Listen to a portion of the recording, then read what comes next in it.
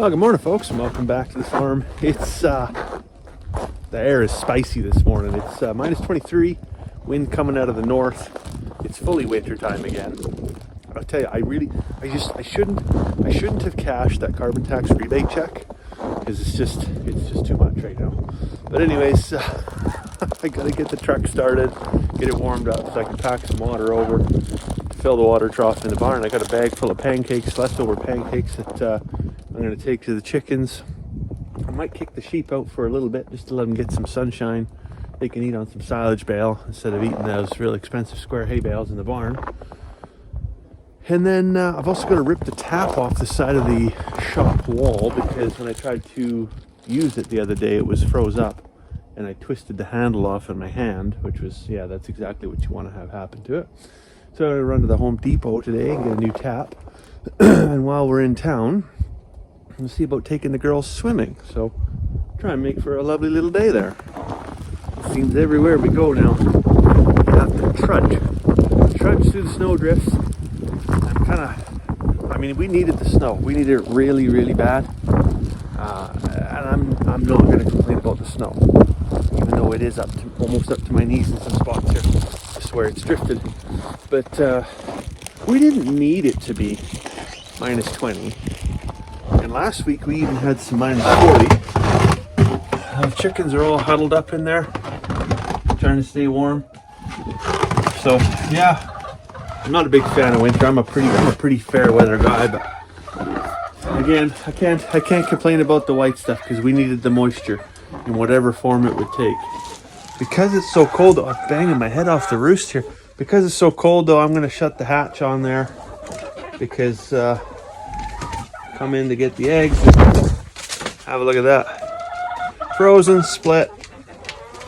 I haven't been stirring my compost pile. I haven't been maintaining discipline because work-life balance and kids and all that jazz. So eggs are froze. Yeah, throw that against the wall and it's just like a golf ball. I just looked in the feeder here. It's time to fill it up. It's fantastic. I got this from a colleague of mine, Mike, and I could put a whole week's worth of chicken feed in there. So it's really nice on a Saturday morning. I can just come with like 4 or 5 buckets of grain, fill it up, and then we're good for the week. That's absolutely awesome. And even in the summertime when they're eating bugs and stuff, depending on the number of bugs, I can go like 2-3 weeks sometimes because they're out grazing on grass and eating grasshoppers. Holy man, you feel that wind? Whew, miserable. I'm gonna have a frozen mustache here. I just gotta find the 5/16 nut driver so I can get the 2 little screws that secure that outside tap on the outside wall. Get them pulled off, and then we can get a new one in town. I think that's it right there. All right, so I got my tap off here.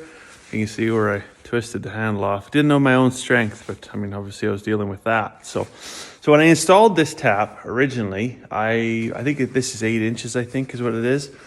I bought the tap based upon the thickness of the depth of the wall. And so 8-inch thick wall, I'm gonna get an 8-inch tap. And I didn't realize what that would do is it would put the actual stopper on that valve. You can see where the swollen section is there, the flared up section.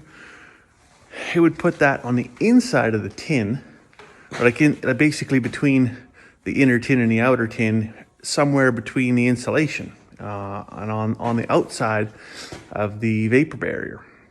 So it was exposed to cold. And so I get down to minus 10 or whatever, and it would want to freeze all the time.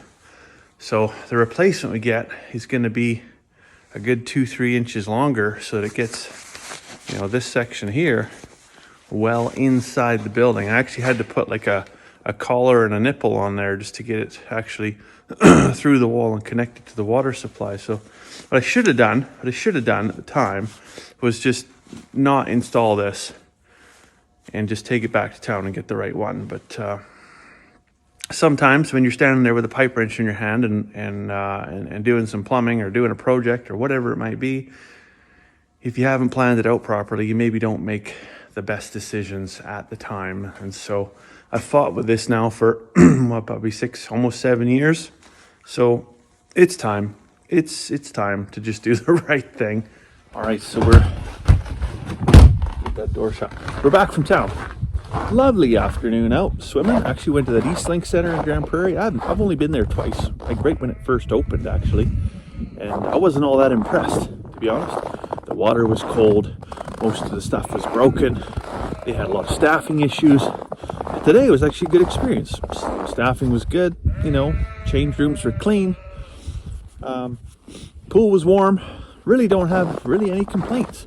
Although they maybe could do a little bit of stuff better in the boot room, and probably don't need to clean the bathrooms with a pressure washer. But nevertheless, anyways, it was a good afternoon out. It's back. Like this morning, it started to warm up. It got to, I think the highest I seen today was about minus 14 from 23 or something like that this morning.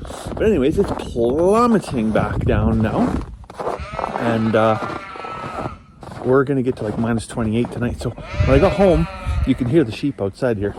I let the ewes and everybody out. They could munch on that silage bale for a little bit before I gotta tuck them in for the night. And I'm just gonna go fetch them back in. I'm gonna mix them up some more grain and some molasses there. So you got a bit of a lovely bedtime snack. Oh, that snow is deep here. I picked the wrong path. And I think we might be done lambing for a couple of weeks. We've been out doing nighttime checks. We had that first batch that kind of correlates with the ram getting out for that few hours there. But we might be good now until, you know, hopefully anyways, to the 15th of March, when the weather should actually smarten up and we can be done with this. It's coming out of the northeast right now, and it's like a paper cut, right? It's not too hard, it's just enough that the air hurts your face. Anyways, let's mix up some molasses and grain here.